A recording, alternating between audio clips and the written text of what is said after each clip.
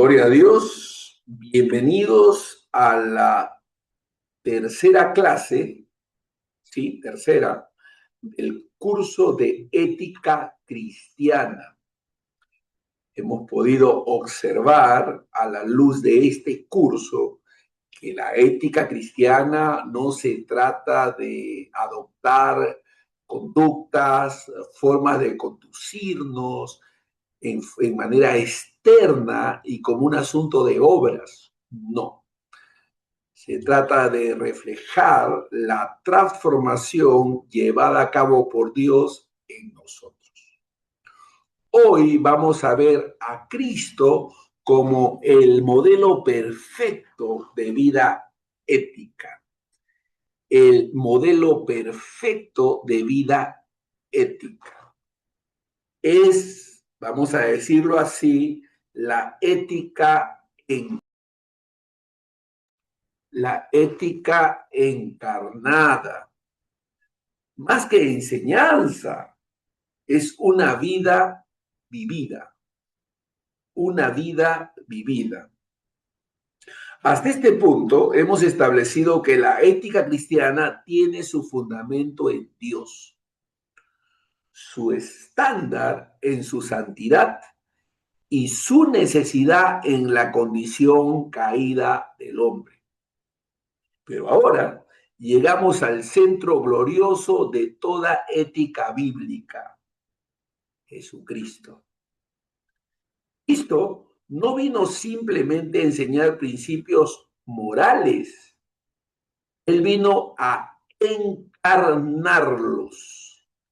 En Él, la ética deja de ser abstracta y se vuelve visible. Ya no se trata de mandamientos escritos, sino de una vida perfecta, vivida delante de Dios y de los hombres. Esto marca una diferencia radical. La ética cristiana no es meramente normativa, es personal. No seguimos un código, seguimos a una persona. No imitamos reglas, contemplamos a Cristo. Cristo es la revelación perfecta del carácter de Dios. Jesucristo, según la Biblia, es la manifestación visible del Dios invisible. Todo lo que hemos visto en la clase anterior acerca de la santidad de Dios se hace tangible en la vida de Cristo. Él no solo habló de Dios, lo reveló en su carácter, en sus acciones y en sus palabras. Su pureza refleja la santidad divina. Su justicia refleja la rectitud perfecta. Su compasión refleja el corazón de Dios. Su verdad reflejaba la fidelidad eterna. En Cristo vemos lo que significa vivir perfectamente conforme a la voluntad de Dios. Por tanto, la ética cristiana no es especulativa, es cristológica. Nosotros podemos ver en Cristo una obediencia perfecta. Uno de los aspectos más importantes, más profundos de la vida de Cristo es su obediencia perfecta. Cristo no solo evitó el pecado, cumplió plenamente la voluntad del Padre en todo momento. Esto incluye obediencia activa, es decir, vivir en perfecta justicia, y obediencia pasiva, someterse incluso al sufrimiento y la cruz. Su vida no estuvo marcada por momentos aislados de obediencia, sino por una continuidad perfecta. Aquí encontramos una verdad esencial. Cristo no solo es ejemplo, es sustituto. Él vivió la vida ética que nosotros no podíamos vivir. Esto protege la ética cristiana de caer en moralismo. No buscamos imitar a Cristo para justificarnos, sino porque ya hemos sido justificados en Él. Cristo tuvo victoria sobre la tentación. Pero Cristo fue verdaderamente tentado, pero no pecó. Nunca pecó. Esto es fundamental porque demuestra que la ética cristiana no es una vida sin pruebas, sino una vida de fidelidad en medio de ellas. En el desierto, Cristo enfrentó tentación de autonomía, tentación de poder, tentación de desviarse del propósito divino. Pero en cada caso respondió con obediencia perfecta a la palabra de Dios. Esto nos enseña que la tentación no es pecado. La victoria ética es posible en dependencia de Dios. La palabra es el instrumento clave en la lucha moral. Cristo no venció como un ejemplo distante, sino como nuestro representante. Las enseñanzas del reino nos muestran que hay un interés de Dios en la ética del reino. Todas las enseñanzas de Cristo apuntan hacia una ética de reino. Jesús no solamente vivió éticamente, también enseñó la ética del reino de Dios. En sus enseñanzas, especialmente en el Sermón del Monte, Cristo profundiza la ética más allá de lo externo hacia lo interno. Nos enseña que no basta con no matar, hay que tratar con la ira. Que no basta con no adulterar, hay que tratar con el corazón. No basta con cumplir, hay que amar. Cristo lleva la ética al nivel del corazón. Esto revela que la ética cristiana no es comportamiento superficial, sino transformación interior. Hay que entender que el eje central de la ética de Cristo es el amor. El eje central de la ética de Cristo es el amor. Si hay una característica que resume la vida de Cristo es el amor. Pero no es un amor sentimental, sino un amor sacrificial, santo y verdadero. Cristo, hermanos, amó al Padre con obediencia perfecta. Amó a los pecadores con gracia. Amó hasta el extremo de dar su vida. Este amor redefine la ética. La ética cristiana no es simplemente hacer lo correcto, sino amar correctamente. Amar a Dios sobre todas las cosas. Amar al prójimo como a uno mismo. Aquí se resume toda la ley en amar. El equilibrio perfecto en Cristo es entender santidad y gracia. Uno de los aspectos más hermosos de la vida de Cristo es su equilibrio perfecto entre santidad y gracia. Cristo nunca comprometió la verdad, pero tampoco rechazó al pecador arrepentido. Confrontó el pecado sin dureza innecesaria. Mostró gracia sin aprobar el pecado. Restauró sin relativizar la justicia. Esto es clave para la ética cristiana. No somos llamados a ser duros sin gracia, ni tolerantes sin verdad, sino a reflejar el equilibrio de Cristo. Hay que entender que el centro ético del universo es la cruz. La ética cristiana alcanza su punto más alto en la cruz. En la cruz vemos la justicia de Dios que no ignora el pecado, el amor de Dios que provee redención, la santidad de Dios que exige expiación. Cristo no murió como un ejemplo moral solamente, sino como el cumplimiento de la justicia divina. Pero la cruz también se convierte en el modo supremo de vida. Negarse a sí mismo, tomar la cruz, vivir para Dios. La ética cristiana, en esencia, es vivir una vida cruciforme, una vida cruciforme, una vida crucificada, pues. Cristo es la base de la ética y se hace real en nosotros cuando estamos unidos a Él. La unión con Cristo es la base de la ética cristiana. ¿Por qué? Porque el creyente no está llamado a imitar a Cristo desde afuera, sino a vivir unido a Él. Esta unión transforma todo. Nuevos deseos, nueva dirección, nueva capacidad para obedecer.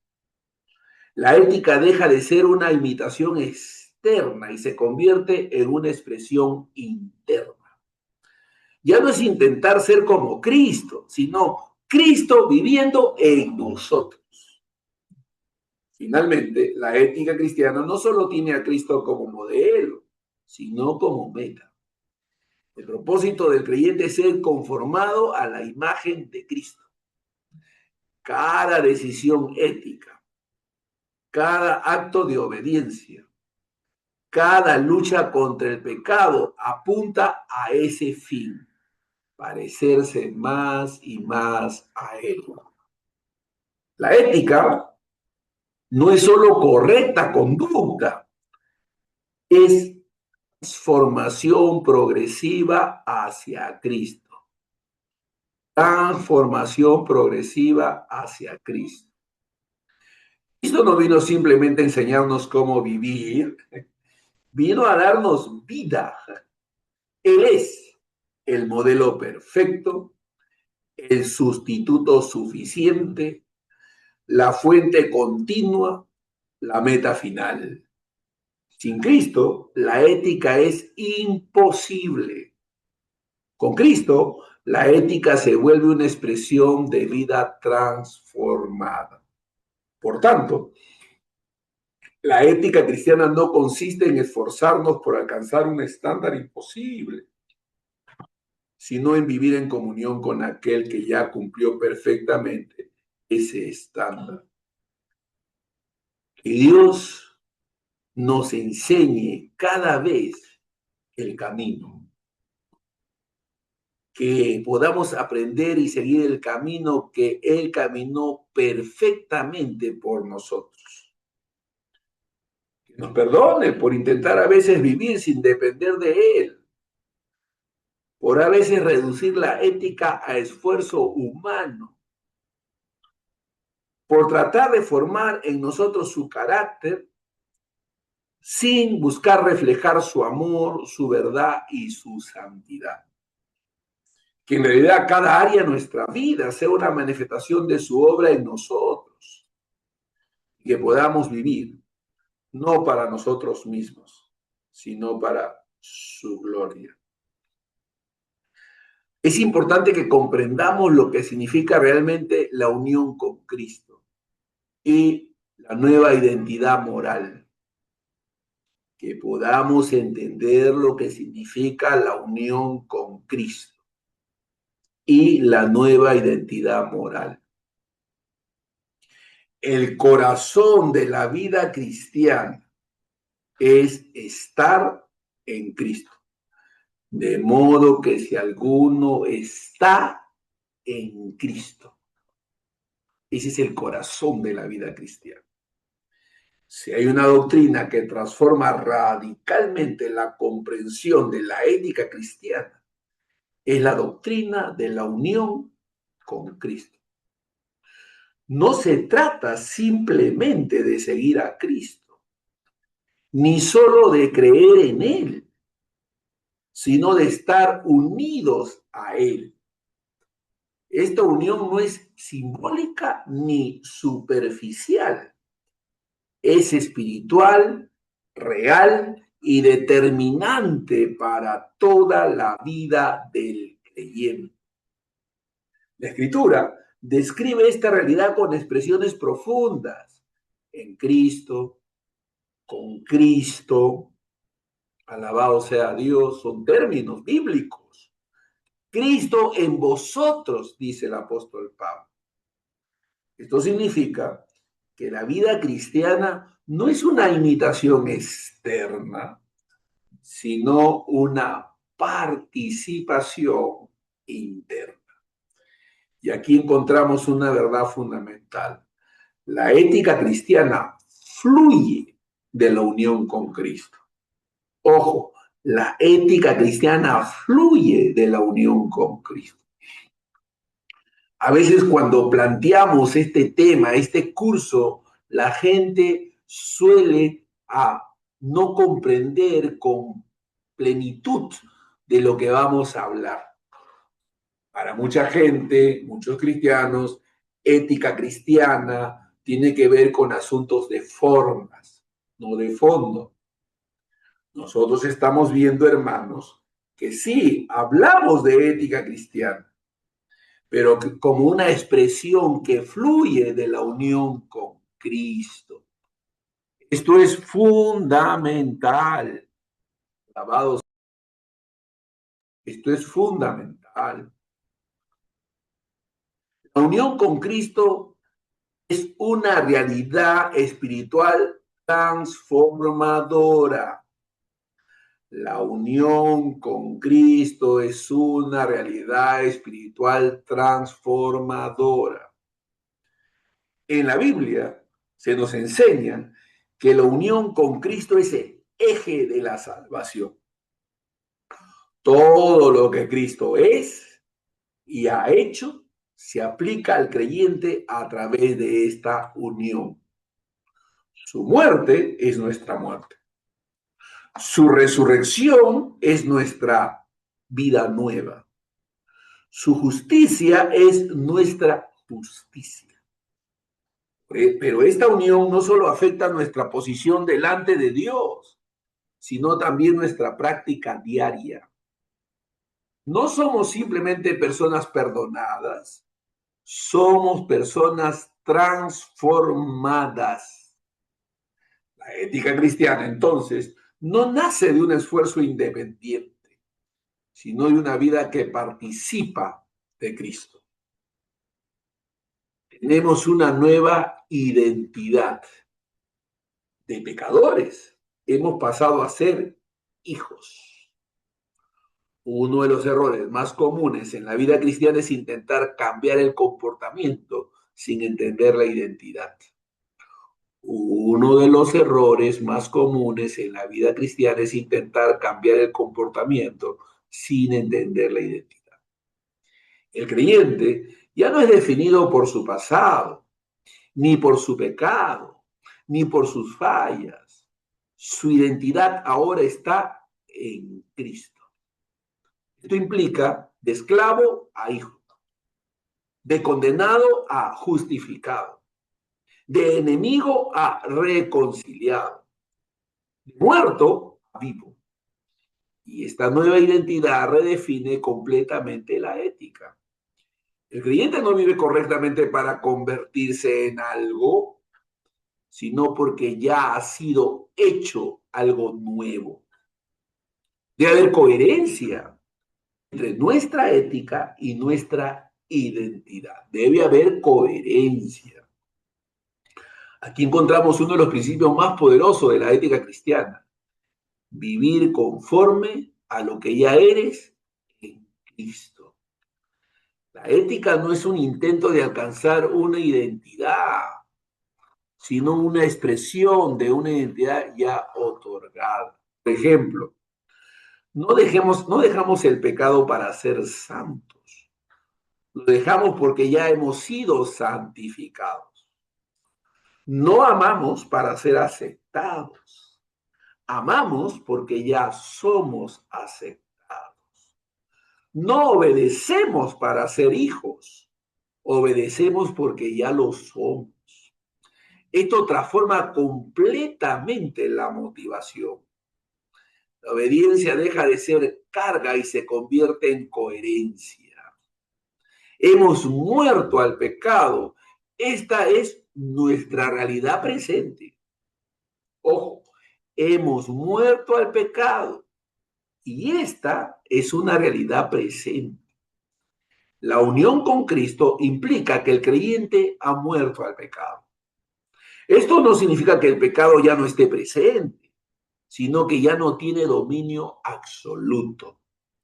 El creyente ya no es esclavo del pecado. Esto tiene implicaciones éticas profundas. El pecado ya no define nuestra identidad. El pecado ya no tiene autoridad final. El creyente tiene la capacidad real de resistir. La ética cristiana no es lucha desde derrota, sino lucha desde victoria. Tenemos una nueva vida y el poder para vivir correctamente. Tenemos una nueva vida y el poder para vivir correctamente. La unión con Cristo no solo implica muerte al pecado, sino también vida nueva. El creyente ha sido vivificado espiritualmente. Esto significa que tiene nuevos deseos, tiene sensibilidad espiritual, tiene capacidad para obedecer. La ética cristiana no es simplemente decir no al pecado, es más bien decir sí a una nueva forma de vida. Una vida que ama lo que antes rechazaba y rechaza lo que antes amaba. El papel del Espíritu es clave en esta unión con Cristo. La unión con Cristo es aplicada y sostenida por el Espíritu Santo. Él es quien habita en el creyente, produce el fruto espiritual, capacita para la obediencia. Sin el Espíritu, la ética cristiana es imposible, pero con él, la vida ética se convierte en una expresión sobrenatural de transformación. Esto nos libra del activismo religioso y nos lleva a la dependencia constante. Nuestra renovación de mente es clave en una vida de ética cristiana. Nuestra renovación de la mente. La nueva identidad en Cristo debe ser acompañada por una mente renovada. De ahí que son importantes estas lecciones, poder comprender, captar estos pensamientos, porque la renovación de nuestra mente es fundamental. El creyente necesita aprender a pensar conforme a la verdad. El creyente necesita aprender a pensar conforme a la verdad. Porque muchas veces, aunque somos nuevos en Cristo, seguimos pensando como si fuéramos lo que antes éramos. La ética cristiana requiere reeducación espiritual, renovación del entendimiento, alienación con la palabra. No basta con tener nueva vida, hay que vivir conforme a ella. Por supuesto, hay una lucha contra la vieja naturaleza. Pero recuerden, esta lucha es desde la victoria, no desde la derrota.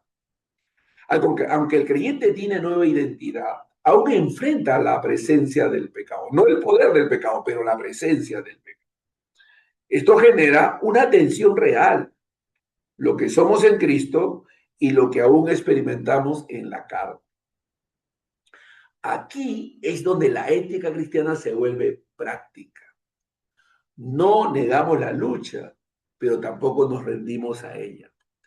Vivimos recordando quiénes somos, dependiendo del Espíritu, resistiendo el pecado. La vida cristiana no es perfección inmediata, sino transformación progresiva. Repito, la vida cristiana no es perfección inmediata, sino transformación progresiva. La iglesia como comunidad se convierte en el contexto de nuestra nueva identidad. La iglesia como comunidad, como la iglesia local, se convierte en el contexto de nuestra nueva identidad. Es decir, la unión con Cristo también implica unión con su cuerpo, la iglesia. La ética cristiana no se vive en aislamiento. Nuestra nueva identidad se expresa en comunidad. amando a otros creyentes, perdonando, sirviendo, edificando. La ética cristiana es relacional, no individualista. La unión con Cristo es la clave para entender la ética cristiana. Si sin esta doctrina de la unión con Cristo, la ética se convierte en un esfuerzo agotador. Con esta doctrina bien comprendida, entendida, la ética se convierte en una expresión natural de una nueva vida. No vivimos correctamente para llegar a Cristo. La vivimos porque ya estamos en Cristo. Y desde esa unión, nuestra vida comienza a reflejar progresivamente su carácter. Debemos de dar gracias a Dios porque no solo nos llamó a seguirle, sino a estar unidos a Él. Él es el que nos ayuda a vivir conforme a esta nueva identidad, a no volver a las viejas formas de vida y a recordar quiénes somos en Cristo. Hay que renovar nuestras mentes, fortalecer nuestro espíritu y hacer que nuestra vida sea coherente con su obra en nosotros. Entendamos que no debemos vivir por esfuerzo humano, sino por la vida que Él ha producido en nosotros. Hay que entender la diferencia entre la ley y la gracia en la ética cristiana. Hay que entender.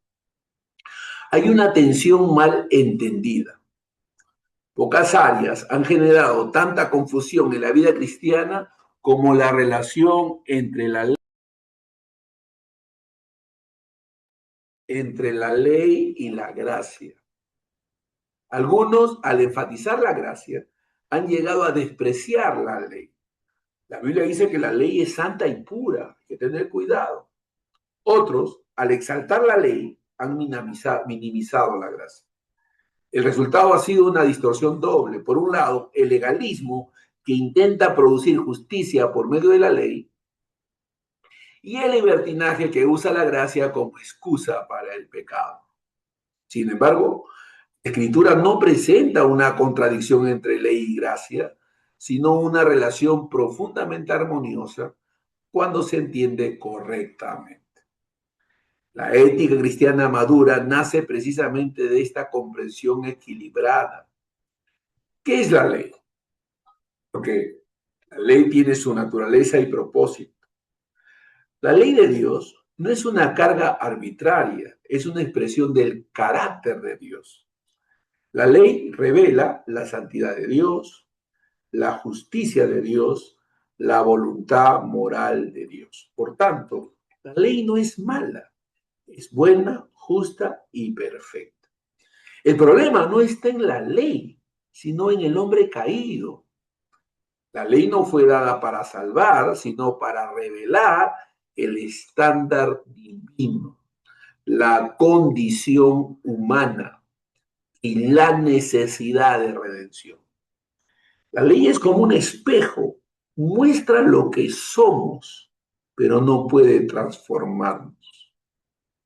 La Biblia nos enseña los tres usos que se daba la ley desde la perspectiva bíblica.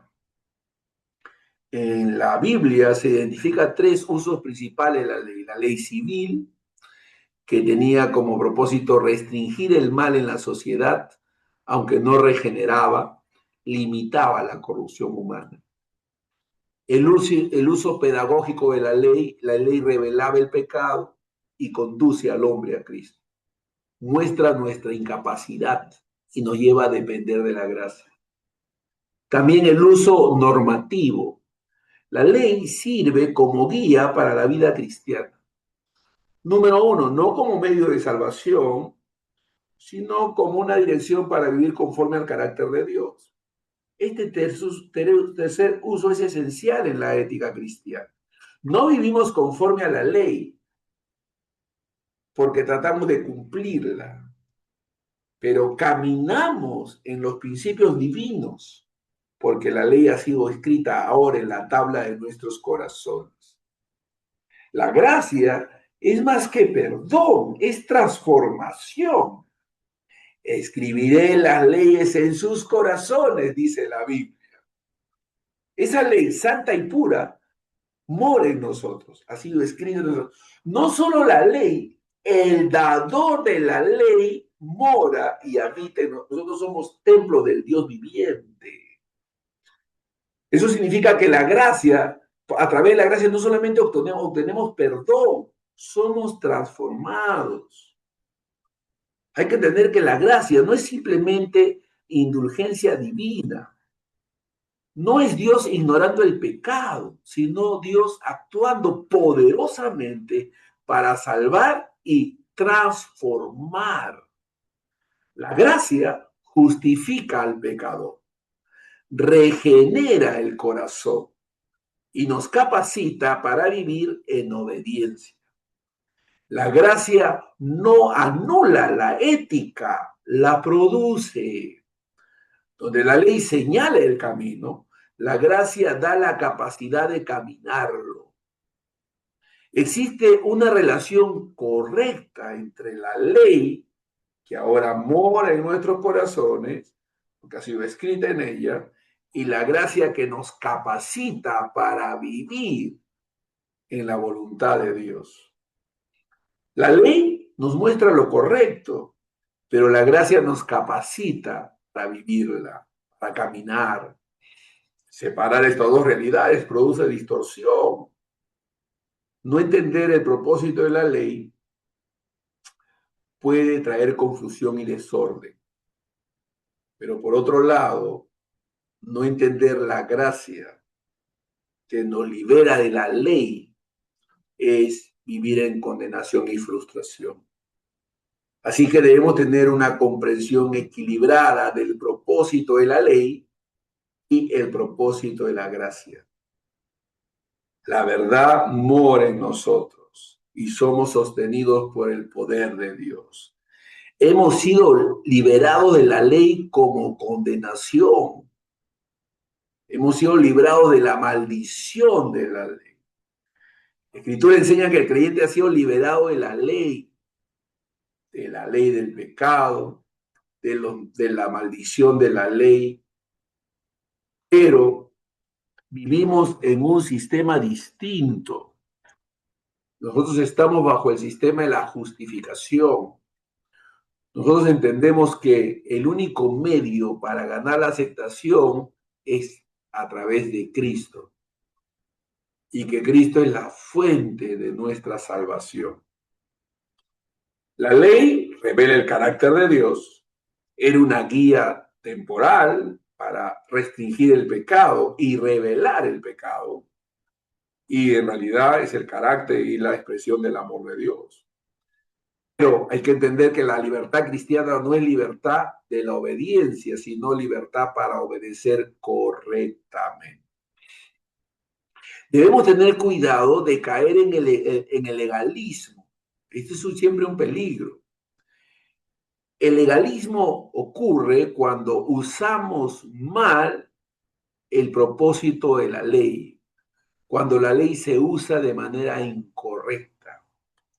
Se manifiesta cuando se busca justificar la vida por obras, cuando se mide la espiritualidad de manera externa, cuando se imponen normas humanas como si fueran divinas. El legalismo produce orgullo espiritual, juicio hacia otros, falta de gozo y dependencia en el esfuerzo humano. Y lo más grave, distorsiona el evangelio. La ética cristiana no puede construirse sobre el legalismo. Por otro lado, está el libertinaje. El libertinaje ocurre cuando la gracia se malinterpreta. Se manifiesta cuando se minimiza el pecado, se rechaza la autoridad moral de Dios y se vive sin disciplina espiritual. El libertinaje dice, Dios me ama, puedo vivir como quiera. Pero la verdadera gracia dice, Dios me ama, por eso quiero vivir para Él. La gracia verdadera no produce indiferencia al pecado, nos hace sensibles, Él. La obediencia en la gracia tiene que ser vista como fruto, no como causa. Uno de los principios más importantes de la ética cristiana es este. La obediencia es fruto de la salvación, no su causa. No obedecemos para ser aceptados. Obedecemos porque ya hemos sido aceptados y capacitados para hacerlo. Esto cambia completamente la dinámica de la vida cristiana. La obediencia deja de ser un medio para ganar el favor de Dios. Deja de ser una carga pesada y una obligación externa. Se convierte en una respuesta de amor. Estamos hablando de la obediencia, en una expresión de gratitud, en una obediencia de transformación. Hay que entender, la ley es cumplida en el amor. La ley es cumplida en el amor. La Escritura resume la ley en una sola realidad, el amor. Amar a Dios, amar al prójimo. Por este amor, que tenemos que entender que este amor no es subjetivo ni emocional, está definido por la verdad de Dios. Amar es vivir conforme a su voluntad.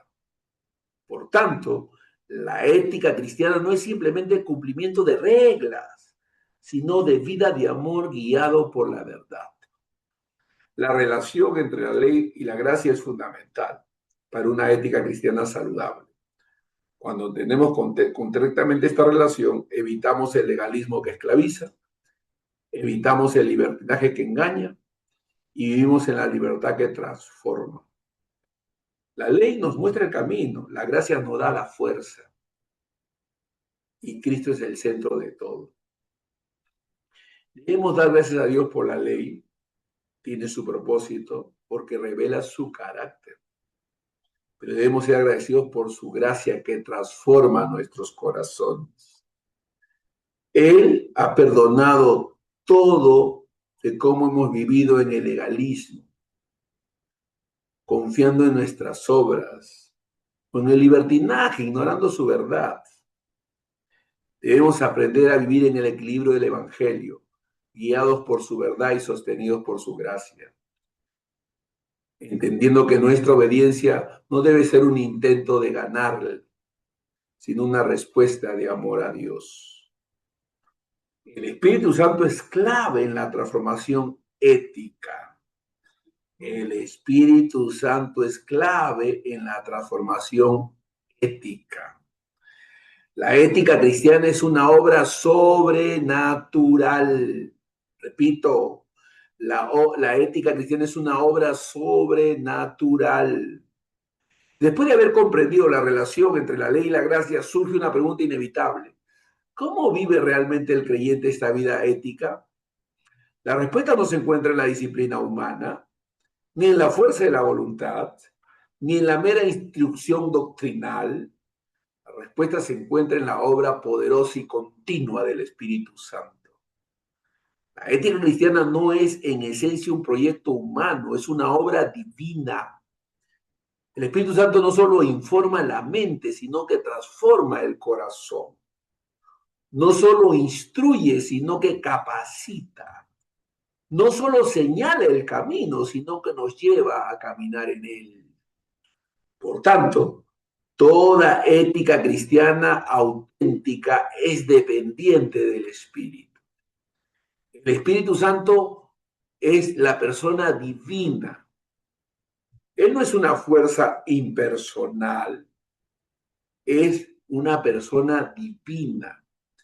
Es fundamental afirmar que el Espíritu Santo no es una energía, ni una influencia, ni una fuerza abstracta. Él es Dios mismo, la tercera persona de la Trinidad. Esto significa que su obra en la vida del creyente es personal, intencional, relacional. No se trata de activar un poder, sino de vivir en comunión con una persona divina. La ética cristiana no es mecánica, es relacional. El inicio de esta transformación ética empieza con la regeneración. La obra ética del espíritu comienza en la regeneración. Antes de este acto, el hombre está espiritualmente muerto. No puede responder a Dios, no desea a Dios, no vive para Dios. Pero en la regeneración, el corazón es transformado, la voluntad es renovada, la mente es iluminada. Aquí nace la capacidad de vivir éticamente. La ética cristiana no comienza con la enseñanza, sino con la vida. Es la morada del Espíritu de Dios en nosotros, es Dios en nosotros. Una de las verdades más asombrosas del Evangelio es esta: el Espíritu Santo habita en el creyente. No está distante, no actúa desde afuera, sino que vive en nosotros. Esto implica que no estamos solos en la lucha ética. No dependemos de nuestras propias fuerzas. Tenemos acceso constante al poder de Dios. La ética cristiana no es vivir para Dios desde lejos, sino vivir con Dios desde adentro. La obra de Dios a través del Espíritu continúa. A eso se le llama santificación. La santificación es el proceso mediante el cual el creyente es conformado progresivamente a la imagen de Cristo. Y esta obra es realizada por el Espíritu Santo. Es Él el que convence de pecado, produce arrepentimiento, forma el carácter de Cristo y capacita para la obediencia. La ética cristiana no es estática, es progresiva, es dinámica. No somos perfectos, pero estamos siendo transformados. Por eso la Biblia habla del fruto del Espíritu Santo, lo cual viene a ser la evidencia de la vida ética. La evidencia más clara de la obra del Espíritu es el fruto que produce en la vida del creyente. El fruto no es artificial ni forzado, es natural en una vida rendida al Espíritu. Incluye amor, gozo, paz, paciencia, bondad, fidelidad, mansedumbre, dominio propio. Esto es clave. La ética cristiana no se mide solo por lo que evitamos, sino por lo que producimos. No solo es ausencia del pecado, sino presencia de carácter transformado. La lucha entre la carne y el espíritu es una realidad. Aunque el creyente tiene el Espíritu Santo, aún enfrenta la presencia del pecado. Esto genera una lucha constante. La carne desea lo contrario del espíritu y el espíritu guía hacia la santidad. Esta tensión no es señal de fracaso, sino de vida espiritual. El creyente ya no vive en armonía con el pecado, sino en conflicto con él. La ética cristiana se desarrolla en medio de esta lucha. Debemos aprender a andar en el espíritu, porque andar en el espíritu es la clave de la vida ética. La Escritura nos llama a andar en el espíritu. Esto implica dependencia constante, sensibilidad a su dirección, obediencia a su guía. No se trata de momentos aislados, sino de un estilo de vida. Andar en el Espíritu significa someter nuestras decisiones a Dios, buscar su dirección en todo, vivir conscientes de su presencia. La ética cristiana no es ocasional, es continua. La palabra y el Espíritu son una obra inseparable. La palabra y el Espíritu llevan a cabo esta obra de manera inseparable. El Espíritu Santo nunca actúa independientemente de la palabra de Dios. Él ilumina la escritura, aplica la verdad al corazón, produce obediencia conforme a la palabra. Esto nos protege de dos errores: el intelectualismo sin vida espiritual y la espiritualidad subjetiva sin fundamento bíblico. La ética cristiana verdadera es fruto de la palabra aplicada por el Espíritu. Debemos aprender a depender diariamente, porque es la clave de la práctica. Depender diariamente. La ética cristiana no se vive por impulsos ocasionales, sino por la dependencia diaria. Cada día el creyente necesita rendir su voluntad, buscar la dirección de Dios y depender del Espíritu. No avanzamos en la vida ética confiando en lo que ya sabemos, sino dependiendo de aquel que nos transforma. El Espíritu Santo es el agente principal de la ética cristiana. Sin él, la ética es imposible. Con él, la ética es inevitable. No vivimos correctamente porque somos fuertes, sino porque Dios obra en nosotros. La vida cristiana no es esfuerzo independiente, sino dependencia constante. Debemos orar a Dios y darle gracias. Señor, gracias por tu Espíritu Santo. No solo nos enseñó la verdad, sino que vive en nosotros. Perdónanos por intentar vivir en nuestras fuerzas, por olvidar nuestra dependencia de ti. Guíanos, transforma nuestro corazón y produce en nosotros el fruto que te agrada. Haz que nuestra vida ética no sea un esfuerzo humano, sino una manifestación de tu obra en nosotros, en Cristo Jesús. Amén. Amén. En la próxima clase estaremos estudiando la conciencia cristiana y el discernimiento. La conciencia cristiana y el discernimiento. Es una clase importante, clave en nuestro desarrollo ético. Muy bien, gracias a Dios por todo lo que hemos podido avanzar. Que Dios nos ayude a seguir creciendo en el conocimiento de la verdad. Sigamos adelante firmes. Amén. Que Dios nos ayude, hermanos, en todo. Bendiciones, queridos alumnos. Que Dios los siga usando a cada uno de ustedes y que tengan días sobrenaturales. Bendiciones.